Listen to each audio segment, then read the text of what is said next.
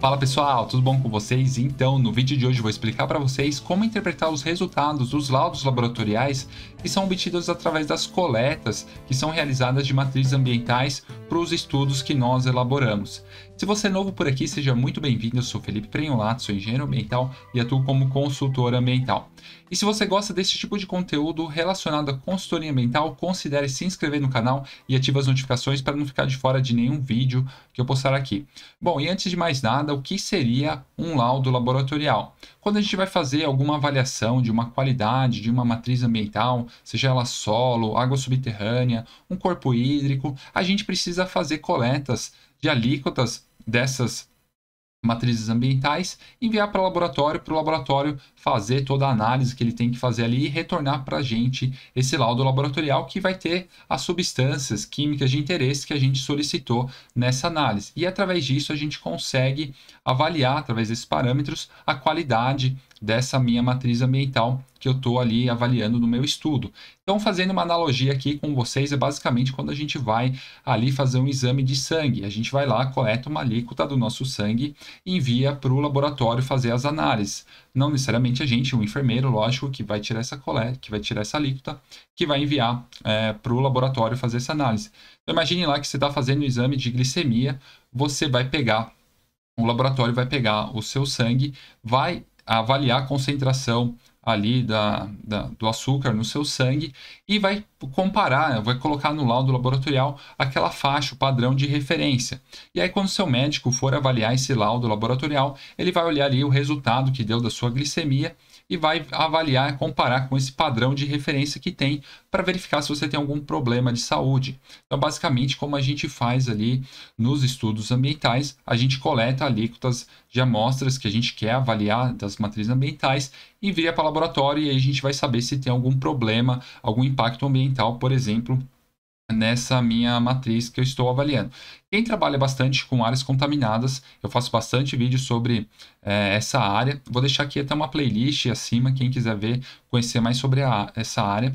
A gente faz bastante coletas ali, por exemplo, de solo, de água subterrânea, através de postos de monitoramento, envia essas alíquotas aí para o laboratório para a gente conseguir avaliar se tem alguma contaminação na minha área.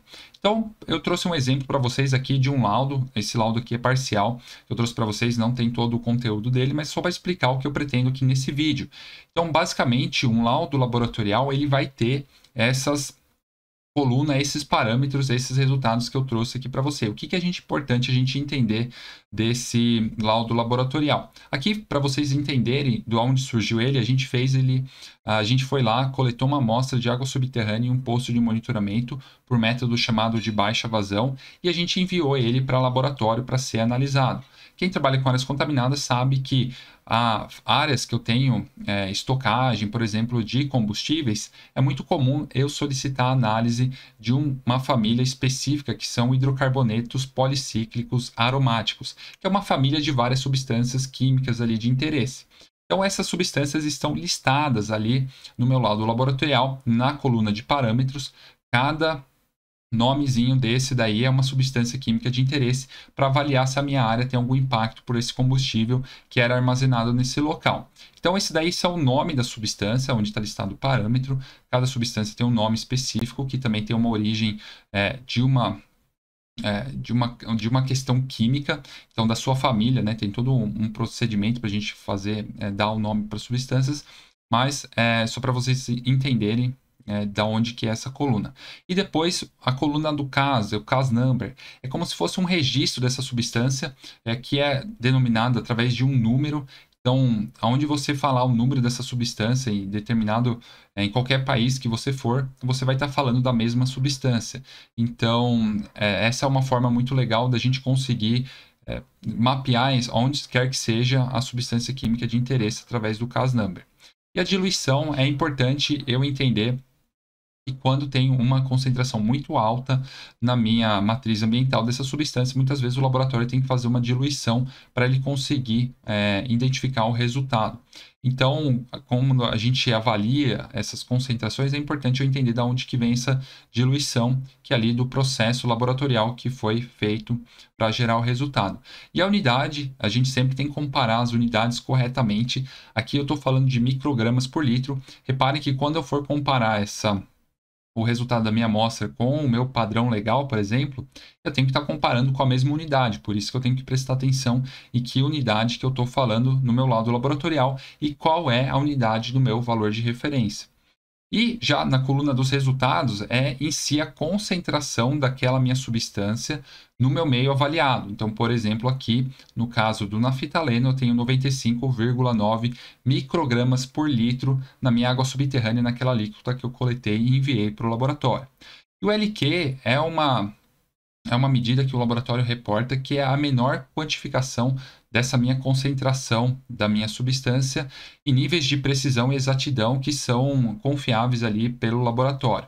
Então, a partir dessa concentração menor ali que eu tenho no meu limite de quantificação, acima disso o laboratório já consegue reportar esse resultado. E a incerteza, todo método, seja ele em campo, seja ele no laboratório, ele tem uma incerteza relacionada. Então, para cada substância, para cada resultado que eu tenho do meu lado laboratorial, ele vem com uma incerteza junto, tá bom, pessoal? Então, isso é o mais importante, falando basicamente aqui, de forma geral, o que eu tenho no meu laudo laboratorial. Mas, bom, aí, Felipe, quando a gente vai para campo, às vezes a gente coleta muitas amostras. Então, como é que eu faço para entender se tem ou não algum impacto, como que está a qualidade do meu meio através dos laudos laboratoriais, quando a gente tem diversas coletas? Então, como que eu faço a interpretação de tudo isso? Então, quem trabalha ali em áreas contaminadas já está acostumado que a gente faz todo um tratamento desses dados para a gente conseguir identificar se tem alguma contaminação. Então, por exemplo, eu trouxe para vocês aqui um resultado desse tratamento de dados, que são essas tabelas que a gente gera com as substâncias químicas de interesse, o meu CAS number, né, conforme eu falei para vocês, a minha unidade ali, a minha concentração, e depois o valor de referência que eu estou comparando os resultados com essa. Aqui no estado de São Paulo, a gente tem uma lista dos valores de referência que são estipulados pela CETESB, que é o órgão ambiental aqui do estado de São Paulo. Então, tem uma lista específica para água subterrânea, por exemplo, que é onde eu fiz a coleta dessa minha alíquota. Então, eu vou pegar todos os laudos laboratoriais de cada poço de monitoramento. Aqui, no caso, vocês veem aí que tem a coluna do poço 1, do PM2, do PM3, que é poço de monitoramento, 3, 4, 5. Então, eu vou fazendo todo esse levantamento desses meus postos de monitoramento. Cada laudo eu vou planilhando com a respectiva substância de interesse. E aí depois eu faço a comparação daquele resultado do laudo laboratorial com esse meu padrão legal de referência. No caso de vocês, se fosse outro estado, poderia ter outros valores de referência, ou a nível nacional a gente tem a resolução CONAMA número 420. Então, eu faço essa comparação e aí eu consigo entender se acima daquele meu padrão legal que eu tenho, se eu tenho algum impacto ali na minha área, né? Se minha área está contaminada ou não, e depois eu consigo avaliar mais para frente se eu tenho algum risco à saúde humana, aos receptores ali daquela área. Então vejam ali, por exemplo, nessa tabela que eu trouxe para vocês, que alguns resultados estão acima do meu padrão legal. Então eu pintei ele da mesma cor da coluna ali da CETESB para conseguir visualizar isso de forma mais fácil. Então PM2, PM3, PM4, PM6, por exemplo, está acima, o benzeno está acima do meu padrão legal. Então, essas concentrações ali estão causando uma contaminação na minha água subterrânea da minha área de estudo. Então, através da formulação dessas tabelas, eu consigo entender como está a minha área de estudo, consigo avaliar de forma melhor e aí propor ações, medidas que eu preciso seguir ali no processo desse estudo ambiental. E para quem também está acostumado ali a avaliar esses resultados dessas planilhas, eu consigo, através delas, também fazer plumas de contaminação, que são basicamente mapas de isoconcentração, como estão distribuídas essas substâncias químicas na minha área de estudo. Então, a partir disso, ainda consigo entender a distribuição dessas substâncias para propor ações, medidas ali que eu preciso fazer nas próximas etapas. Então vejam que nesse caso específico, eu tenho aqui uma área que está contaminada por essa substância naftaleno, e eu tenho um hotspot, né, que são as maiores concentrações localizadas ali no poço PM4. Então, eu consigo entender, além se minha área está contaminada ou não, como que está a distribuição dela em planta. Então, isso é muito importante.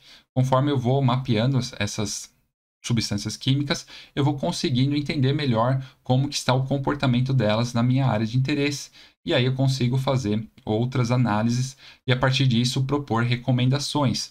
Não quero entrar em muitos detalhes aqui, não é o objetivo desse vídeo aqui. Eu queria apenas explicar para vocês sobre os laudos laboratoriais, mas eu queria que vocês entendessem que isso faz parte de todo um processo, uma cadeia, para eu conseguir elaborar um estudo ambiental.